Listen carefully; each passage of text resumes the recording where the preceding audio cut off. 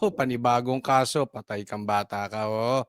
Sa ibang balita, kinakitaan umano ng kapabayaan si Philippine National Police Chief General Nicolas Torre III kaugnay ng investigasyon sa pagkawala ng aktivista sa Bicol na Nako, dawit. Pagkawala ng aktivista sa Bicol, oh, merong pagpapabaya, negligence. Sabi ko sa inyo eh, alam nyo, ang isang bagay, kahit itanggi, nasa dugo na po yan. Halimbawa, sasabihin ng isang tao, hindi naman ako nagsusugal. Nanunood lang ako ng sabong. Malulusutan at malulusutan mo yan sa una, pangalawa. Pero habang tumatagal, dahil nakadikit na sa balat mo, mauuwi ka pa rin sa kasalanan yan. Yung nagsasabi, hindi naman ako adik, tumikim lang ako, hindi talaga ako adik. Hindi ako adik, dati na yun. Ngayon wala na talaga, promise, wala na yung mga nagsasabing ganyan. Hindi ko nila lahat, pero may mga ganyan. Sige nga, pa-drug test ka.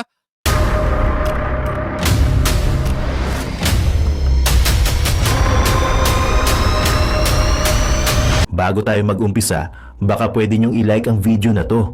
Malaking bagay ang like sa aming mga content creators. Maraming salamat po.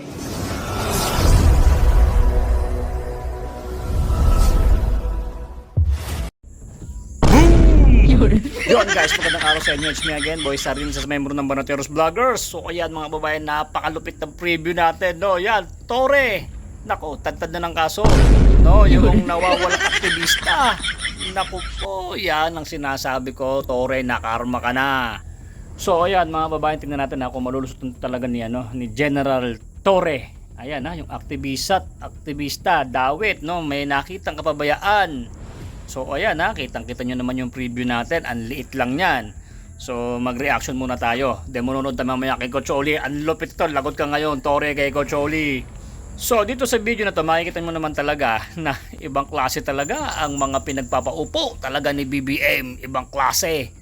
Nako, kung ito kay Tatay Digong, kung ganito ang kanyang PNP o general, no, na nakaupo, sibak na yan kay Tatay Digong. Wala nang ano-ano yan, wala nang second chance. Gawin mo ang trabaho mo, napakalaki ng sahod mo, bakit nagkaganyang gayaan? Nako po, yari ka ngayon na Torre. Eto pa, yung pang mga kasama niya pang gayaan. Nako, panoorin nyo guys, napakaganda ng video na to. Biruin nyo nga yung mga sabungero na mga nagkakawalaan, di ba? Naghukay-hukay sila ng mga buto-buto. Ang mga babayan, parang yung DNA test, parang hindi na din madetect. Ikaw ba naman, baka pinaghukay nyo mga buto ng manok. Iba yung buto ng manok, saka iba buto ng tao, anak ng beka. Saka yung mga naghukay-hukay. So, di ba, hindi nyo rin na-detect. Sayang lang yung pagod nyo dyan. Saka napakatagal na yan, na-issue na yan. Bakit nyo ngayon pa lang yan ginatrabaho?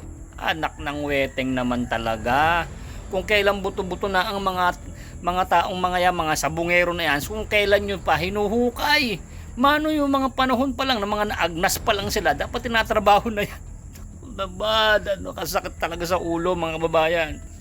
Yan si BP Sara, pag ito ang naupo sa 2028, takaw, awanin, hindi na pwede yung mga ganyang katulad ni General Torre.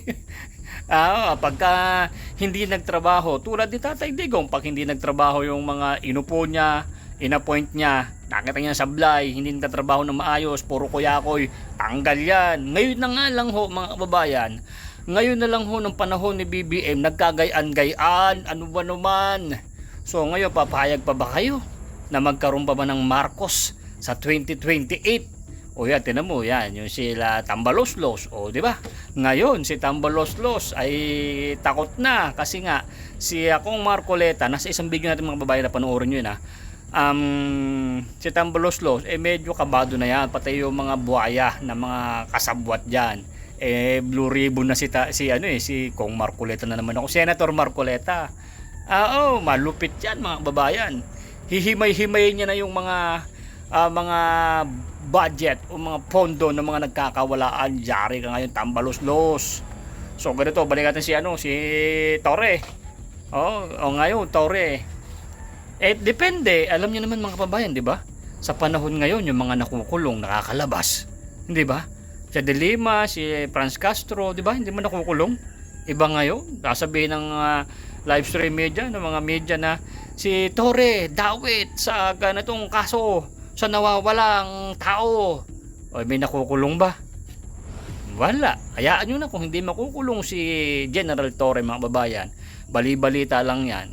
3 taon pa pagtitiis natin.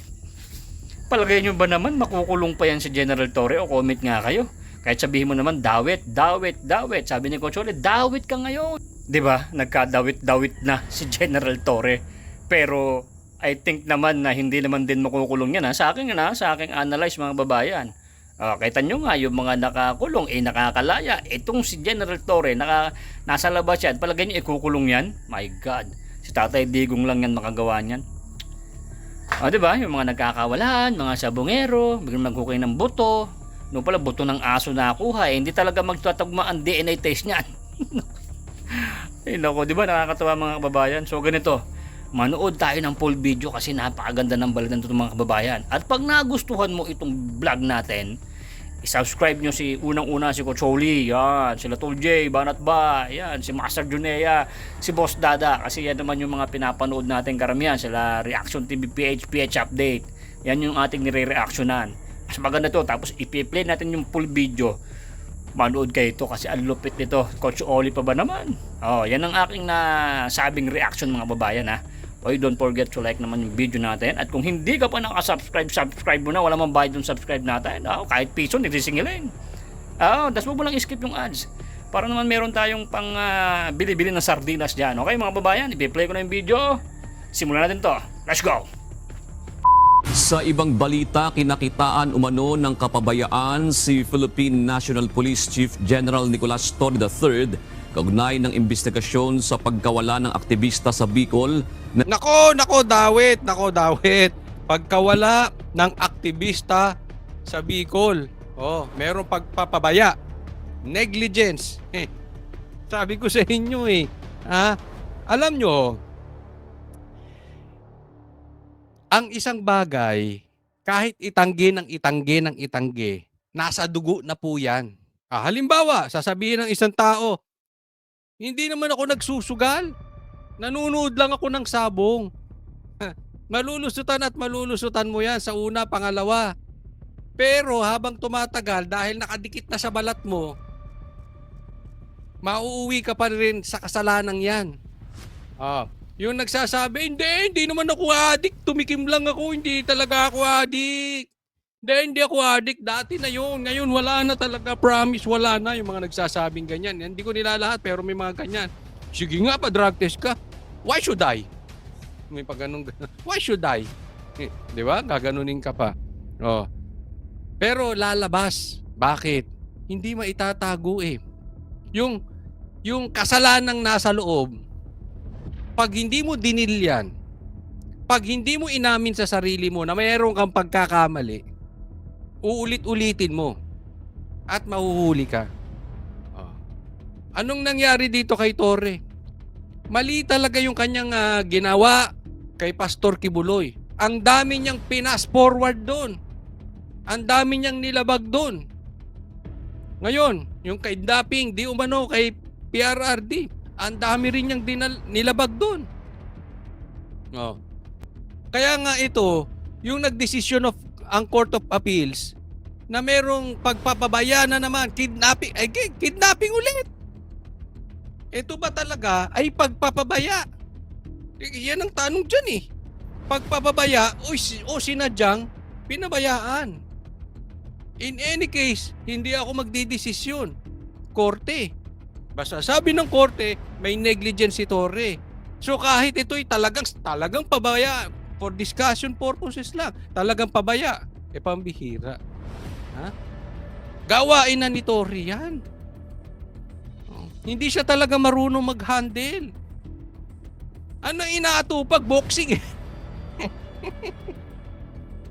Mga clowns talaga itong mga bata ni Bongbong Marcos. Yung isa, naghahanap ng singing contest, yung secretary. Yung chief PNP, boxing naman ang inatupag na walang kalaban. Yung isa namang senador, na bata rin niya. na si Erwin Tulfo. Dapat daw ituloy ang impeachment kasi inaabangan na ng taong bayan. Ano ito? Palabas sa TV? Pambihira yung mga bata mo, Marcos. Nagkakalat talaga. Si Felix Salaverria Jr. Sa desisyon ng Court of Appeals, sinabi nito na may negligence sa bahagi ni General Torre na nooy hepe ng Criminal Investigation and Detection Group o CIDG at ng ibang opisyal ng PNP. Ang CIDG ang nag-imbestiga sa enforced disappearance o pagkawala ng biktima matapos dukutin noong August 2024. Ayon sa CA, delayed o naantala ang mga otoridad sa pag-request ng kopya ng kuha ng CCTV sa ruta kung saan dumaan ang sasakyan na ginamit sa pagdukot sa biktima. Dagdag pa ng korte, hindi naging maingat ang mga respondent sa paghawak ng investigasyon sa kaso. Wala pang reaksyon ng Chief PNP sa isyung ito. Ayun, nang-iisip pa. Alam nyo naman niya si Torre. Di ba hinamon siya? Hinamon siya ni Baste. Hindi siya sumagot. Hindi naman siya hinamon. Parang naparinggan siya na ano. Hindi naman niya pinansin. After a few days, saka siya biglang may tanong sa media. Tinanong siya patungkol dun sa hamon kay Baste. Kunwari, sinagot lang niya pero tanim. Halatang halata yung tanong. Ha? Itong media rin talaga, ano? Talagang kakaiba. Oh. Nag-iisip pa ng sagot yan. Mahilig si Torres sa TV. Ngayon ka magpa-TV. Kailan lang nangyari? 2024. Ngayon, ito ba talaga ay negligence lang? Ulitin natin, nagtatanong lang tayo, Torre, ha? Hindi kita pinagbibintangan. Kaya lang, it's too much of a coincidence masyado. Too much na masyado pa. Ha? Hindi, masyado talaga. Too much of a coincidence. Lagi na lang ganun. Lagi ka na lang may pabaya. Katulad ng kay PRRD, may pabaya ka ron. Dapat dinaan mo sa korte. Yung kay Pastor Kibuloy, pinasok mo yung kingdom, hinahanap mo si Pastor Kibuloy. Wala naman si Pastor Kibuloy dun sa warrant of arrest. Pabaya ka. Ang tanong, pabaya ka ba o sadyang pinapabayaan ng mga bagay-bagay para may mangyari? Kasi ito, naantala ang investigasyon. Bakit naantala? Pabaya siya. Tanong, pabaya nga ba talaga o pinabayaan? Hindi po ako korte. Huwag kang magagalit sa akin, Torte. Nag-i-explain lang po tayo kung anong sinabi ng balita. Hinimay lang natin na sa ganon na madaling maintindihan. Dinagdagan lang natin ng tanong. Pero para sa korte, pabaya ka. Di dapat ang pangalan mo Pabayang Torre. Ay, may ganun ba? Ako lang, ang tanong doon, kayo na lang din tanungin ko. Pabaya nga ba? O pinabayaan? Para kasing madalas mangyari. Ano pa kaya? Pangalawang tanong, ano pa kaya ang susunod na merong mawawala o madadala kung saan o papasukin ni Torre na pabayaan na naman? Masyado naman na ata yun kung puro pabaya. Di ba? Well, abangan natin. But sabi nga, there will always be a time of reckoning. Hindi mo man makuha ang hustisya sa mundo, sa Diyos, hindi ka makakalusot. Next topic po tayo. Eto namang shota ni Torre. Ay, shota ni Torre. Yung parating nasa likod ni Torre, yung parang ring girl niya to eh. Di ba? Nakakita kayo ng nagbo-boxing? Di ba? Tapos meron sa likod. Parating nasa likod to ni Torre. Eto, ano sasabihin ng nasa likod ni Torre? Hoy, pahit pakinggan sige. Ano? Doon po sa mga na-recover po ng mga possible human remains po doon sa Taal Lake, medyo ang challenge po doon dahil matagal na nga pong nakasubmerge ay medyo... Ano ba talaga? Medyo? Ulitin natin kasi ang gulo medyo. Ano sabi? Yung nakuha daw na buto sa Taal Lake, medyo... Ang challenge po doon dahil matagal na nga pong nakasubmerge. Ulit. Cover po ng mga possible human remains po doon sa Taal Lake. Medyo ang challenge po doon dahil matagal na nga pong Medyo challenge daw yon. Medyo lang, hindi masyadong challenging, medyo lang. Yung nakuhang mga remains sa Taal Lake. Tapos submerge ay medyo wala na po tayong na-extract po accordingly na DNA. so medyo wala silang na-extract na DNA. So may konti. Ibig sabihin may konti kayong na-extract.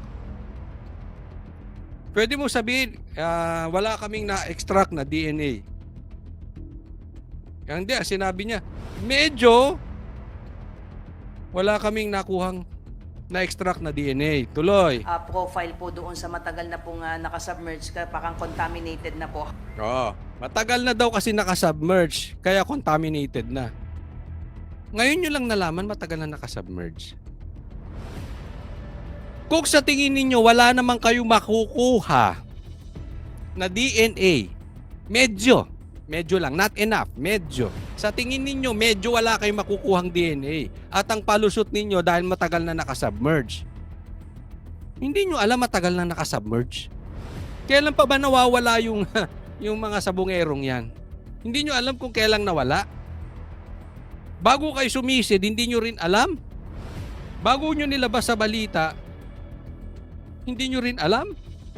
Tapos sumisid kayo doon, sinabi nyo, ay matagal na palang nakasubmerge, wala na tayong makukuha. Wow! Wow!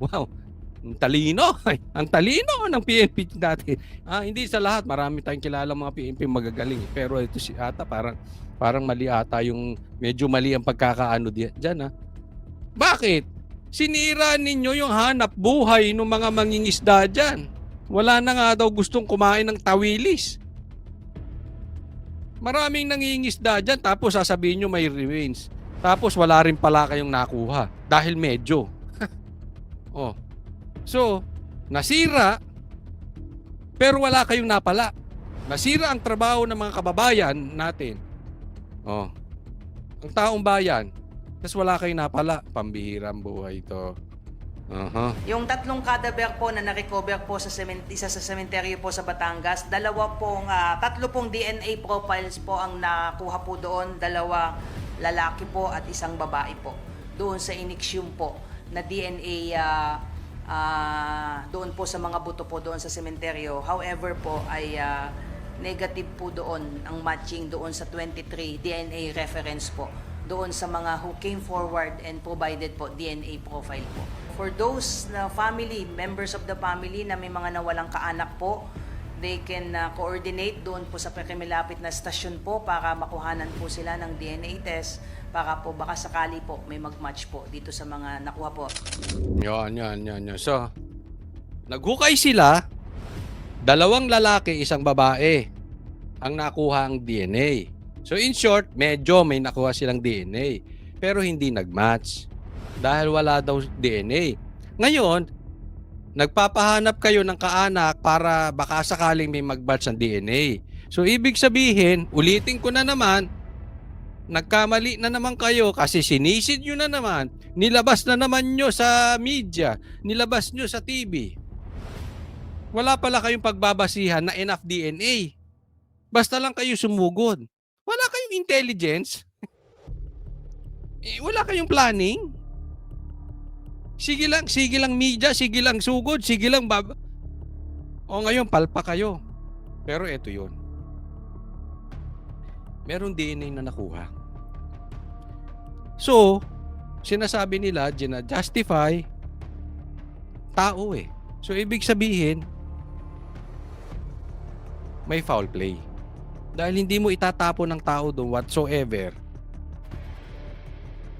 kung walang foul play. Eto yan.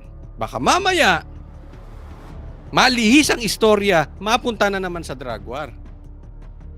Kasi hindi nagmatch sa DNA nila, pero ginustify nila, tao. 2 lalaki, 1 babae. Baka sabihin nyo, tsamba na naman si Coach Soli. Nako. Pag natamaan ko na naman yan. Gusto makawalawa. Oy, konektado to sa Duterte. Itong lalaking to hindi sa sabungero. Sa drug war ni PRRD. Batay tayong bata tayo dyan. Oh. Ito lang. Sana kung meron kayong nakuhang DNA, dapat itinago ninyo. At kung merong kinakailangan na imbestigahan, kung yan nga ay lalaki at babae, o kung yan nga ay tao, may ipapakita kayong DNA result. Saan nyo pinaimbestigahan, paano nakuha yung forensic, paano nakuha yung DNA, anong prosesong ginawa, ano ang resulta, at ano yung DNA.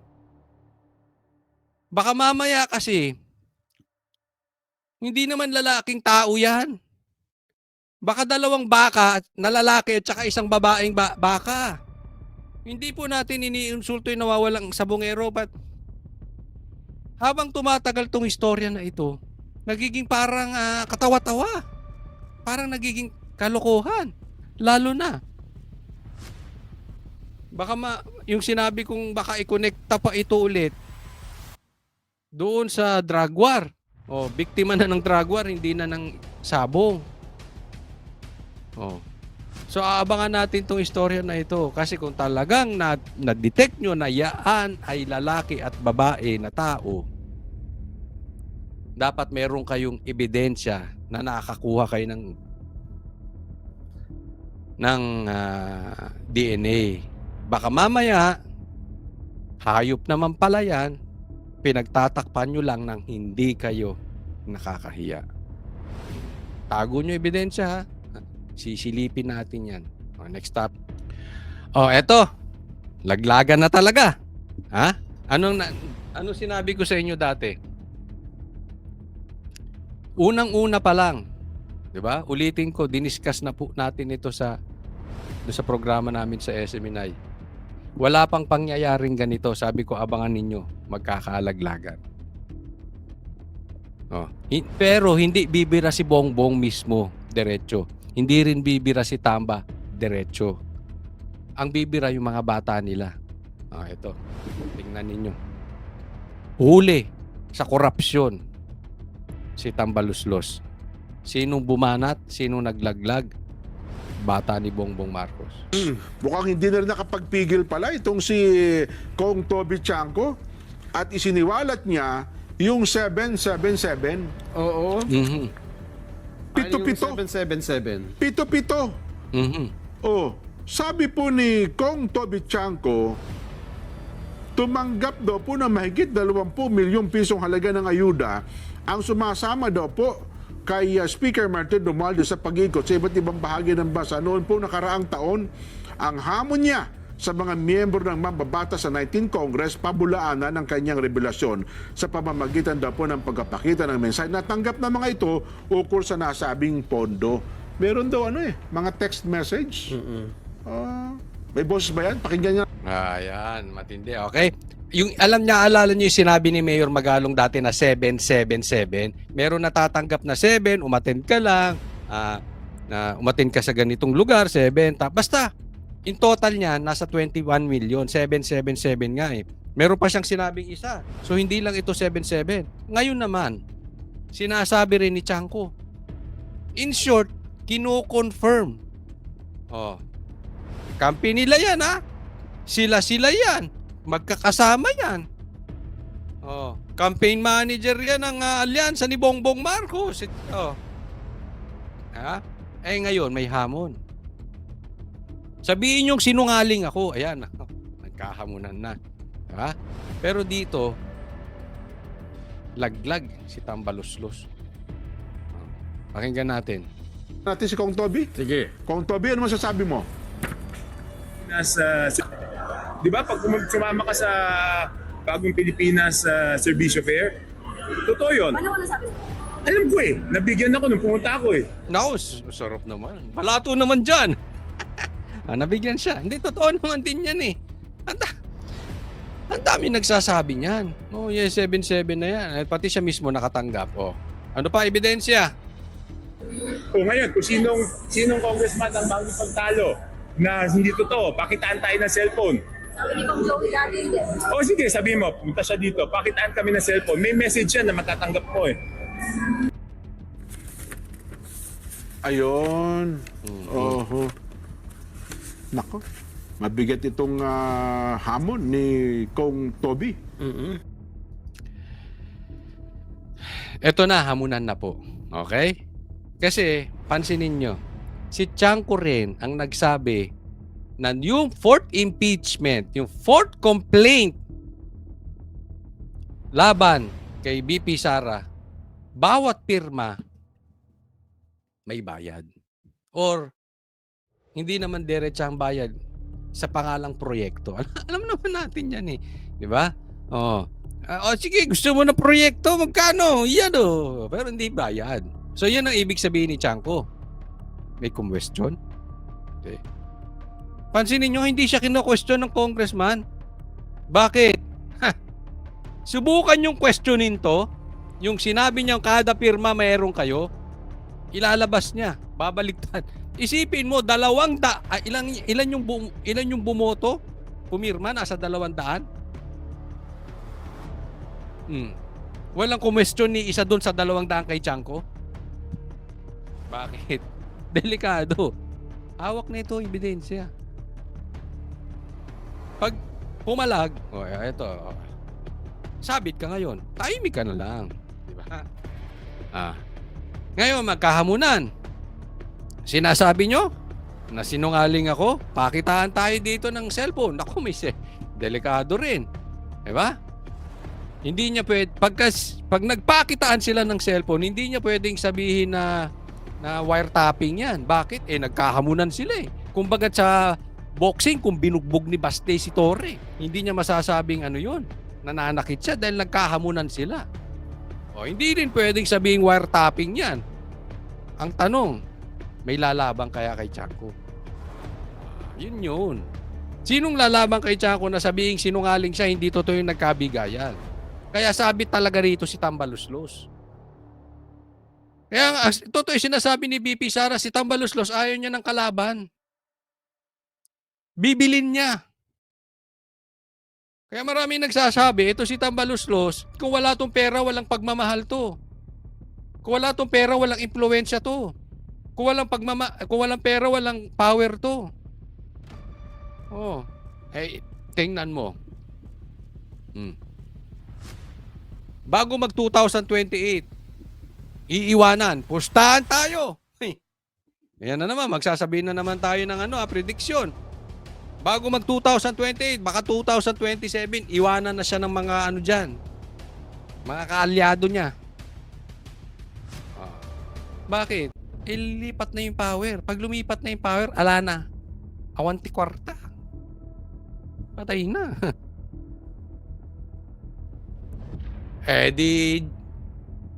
Yung sinasabi ngayon ni Chanco, kumo-connect din sa sinabi ni Magalong. Hindi naman magkaano yan. Hindi magkapartido yan. Hindi naman, kumbaga wala naman silang personal na kampihan. Bakit kanyo? Totoo eh. Ako sa tingin ko talagang totoo, hindi maglalabas. Walang lumaban? Labanan nyo, sige. Ngayon kayo lumaban sa hamon na magkalaglagan. Pero eto yan. Isang anggulong tingnan natin. This is full blast. Naalala nyo si Bongbong Marcos? Nagparinig doon sa kanyang sona. Mahiya naman kayo. That is directed dyan sa mga congressman. Tingnan mo itong mga congressman. Binipitik na, binibira na, nagsisipalakpakan pa. Galing sa kanila yun eh. Andun ang flood control project. Nagdoon nagsimula ang problema. Palakpakan pa sila. Pumitik na si Bongbong Marcos. Eto si Chanco, pumipitik na rin. Yan ang sinasabi ko. Unti-unti na yung magbabanatan, pero talagang babanat dyan nasa ilalim. Ako, hindi ako magugulat, ha? Baka hindi matapos. Another prediction. Baka hindi matapos. Tambaluslos ang pagiging speaker. Matanggal siya dyan. Abang-abang lang tayo. Meron akong ibabalita sa next week. Dahil may nadidinig ako. Ko-confirm ko lang. May plano. So para naman di sa tayo nagyayabang, tumatama naman. Oo, kasi meron tayong matabang baboy. Meron nagli-leak sa atin. Oo. Abang-abang lang tayo. Iko-confirm ko lang, si babalita ako rito. Yan ay banat. Banat ng kampo ni Bongbong. Abangan naman, tingnan naman natin itong another side. Banat naman ng kampo ni Tamba papunta kila Bongbong. Pakinggan naman natin yung buwelta. yung ganti. Yung banat naman ng mga aso ni Tamba. Ito naman galing sa kampo ni Tambaluslos. Bumuelta si Tourism Chief Cristina Frasco sa ilang kongresistang pinupuntirya umano ang kanyang ahensya. Bagamat hindi anya pinepersonal, hindi raw malabong politika ang ugat ng pag-atake. Ang detalye sa agenda report ni Paulo Barcelon. Sinagot ni Tourism Secretary Cristina Frasco ang mga alegasyong underperforming daw ang kanyang ahensya. Aniya, umabot ng 3.86 trillion pesos ang ginastos ng international at domestic tourists sa bansa. Mas mataas ng 13% kumpara noong 2023.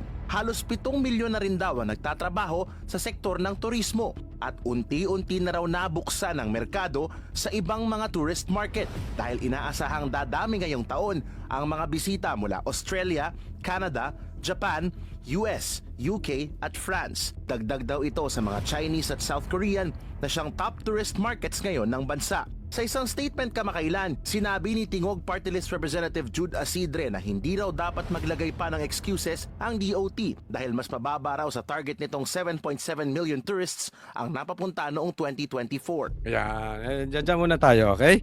Binabanata naman si Frasco. Ay, nako.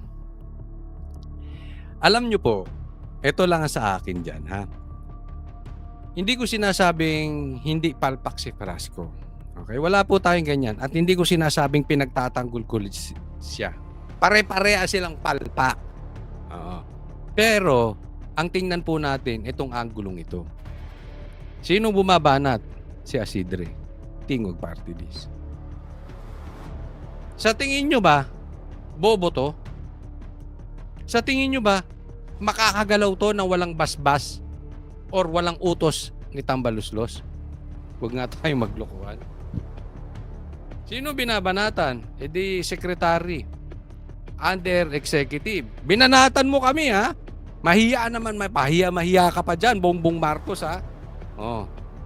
Kayo naman ang sisilipin namin. Executive Department, yung bata mo si Frasco.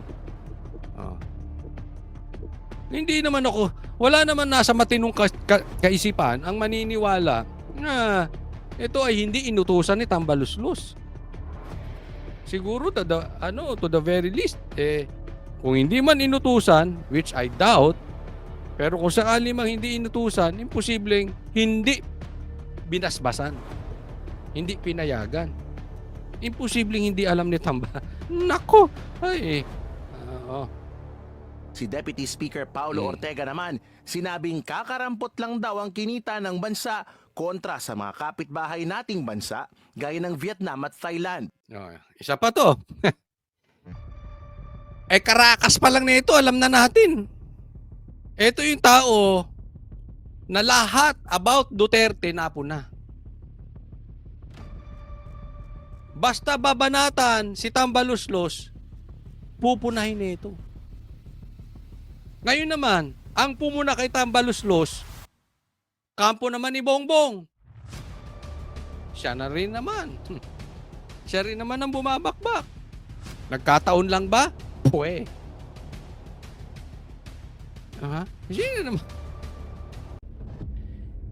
Sino namang maniniwala doon?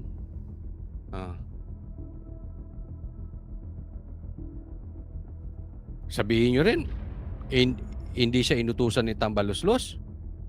Hindi alam ni Tambaluslos? Kilalang kilala natin kung sino na yung mga bata ni Tambaluslos, eh.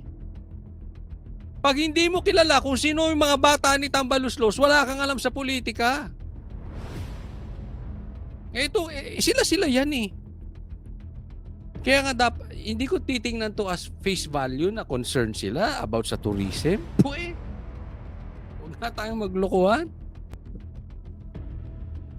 Kaya sinabi ko nung kanina, hindi ibig sabihin walang kasalanan yung sekretaryeng yon. Hindi po sa ganun. Pero duda ako sa galawang ganito. Pero masaya yan. Alam nyo kung bakit? Magagantihan yan. Hindi lang diretsa. Hindi pa pahalata. Oh. Pero yung kampo roon, babanata ng Congress. Ang Kamara. At yung Kamara, babanat yan. Sa Executive Department. Oh. Naniniwala kayo? Oh. Kung hindi kayo naniniwala, abangan natin. Abangan natin ang mga susunod na kabanata. Depensa ni Frasco, mahiya naman daw dapat ang mga mambabatas na tumapya sa budget ng ahensya. Yan na naman tayo sa mahiya tayo. Kasi walang hiya itong pinarinigan na pumalakpak pa. Lalo't mula sa 1.2 billion pesos noong 2023, bumaba ito sa 200 million pesos noong 2024 at 100 million ngayong taon. First of all, I don't take these remarks personally.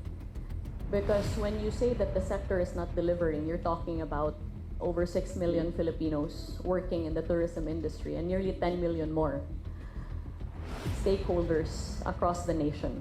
Really, that statement is a judgment on the service and sacrifice of tourism workers all over the nation. Ayaw niyang ikabit ang politika sa posibleng dahilan ng pagtapyas ng Kamara sa budget ng DOT. Pero hindi isinasantabi ni Frasco ang anggulong ito. Lalo't ang asawa niyang si Cebu Representative Duke Frasco ay kumalas sa National Unity Party. Di ba? Kumalas. At hindi sinuportahan ang liderato ni Speaker Martin Romualdez. I certainly hope not. But the timing of the remarks that were broadcasted by the good gentleman from the House of Representatives, Isidre and Ortega, is quite suspect, considering that my husband, Congressman Duke Frasco, declared his stance as an independent member of the House of Representatives only 2 days before, or rather only a day before their remarks. Sa huli, hiling ni Frasco sa mga mambabatas, examine the full plethora of facts sa kanilang hiling na 3.5 billion pesos na budget. Kabilang dyan ang 500 million pesos nilang request para sa tourism promotions. Para sa agenda, pag titingnan po natin ito, gawain naman talaga nila yan eh, na binabalikan nila pagka bumitaw ng hindi na sumuporta, no? Again, lagi nating titingnan yung timing. Isa yan sa kina-question. Yung bigla-bigla na lang may ganyan. Pangalawa, yung pag may missing link, yung parang hindi kumukonek. Halimbawa, dating ginagawa ng isang tao, tapos bigla na lang bumabanat kay ganito. Merong hindi kumukonekta eh. Pagka merong mga missing link, kaduda-duda po yan. Usually yan, politika. Banatan. Kaya nga imiikot na yung banat eh. Andyan na yung galit sa Duterte, tapos sausaw ng sausaw ang Piklawan, tapos meron pang si Marcos at Tamba, kasi nga naman palpak ang nangyayari sa Pilipinas, so kailangan silang merong sisisihin. Diba? Meron silang exit plan. O, kanino natin, may bulilyaso tayo dito. O, kanino natin isisisi, di sa kabila. Ganyan naman eh, nature ng tao yan, na yang sisihan. Lalong-lalo na, pagswapang sa kapangyarihan. At higit sa lahat, swapang sa pera. Magtuturo yan, maglalaglagan yan. We've seen how traitors move. kahit yung ang laki na ng natulong ng pamilya, ang laki na ng natulong ng isang individual, pag ang traidor talaga yan. At yun na nga mga kababayan, ano na ang masasabi mo? Kung mayroon kayong hinaing at komento patungkol sa balitang ito, please comment down below. Pag-uusapan natin yan sa comment section. At kung nagustuhan nyo ang video, ay huwag kalimutang mag-like at i-share na din para mas marami pang makaalam at umabot ito sa marami sa ating mga kababayan. Maraming salamat po. Mabuti pa ang sardinas, may label. Eh tayo, wala. Nay, ito na yung bayad ko sa isa, ano? O, kunin mo yung isa. Isa muna, yan, oh. Tapos, isa pa, di ba? 4 dapat na sardinas, eh. Yan. 3 na. Pang-4 na sardinas. Okay na.